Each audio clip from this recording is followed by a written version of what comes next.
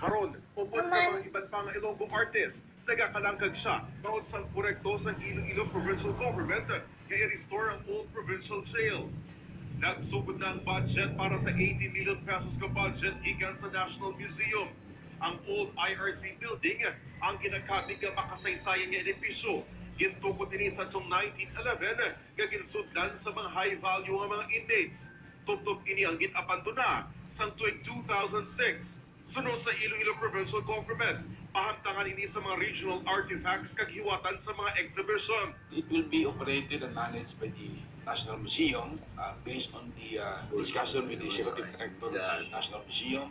Para sa eskultor kaangay ni Harry Mark, ang restoration project ang kahigayunan para makilala ang ilang mga obra at maging pulian sa ulihi sa mga obra sa mga Ilonggo talents. We can show the work, we can give opportunity that somehow makilala rin kami at saka mapakita rin yung mga Ilonggo talents. Ang Regional Museum ang ginalauman nga mahuman sa bulan sang Disyembre. Ini si Reggie Adosto para sa Sikat Ka Iloilo.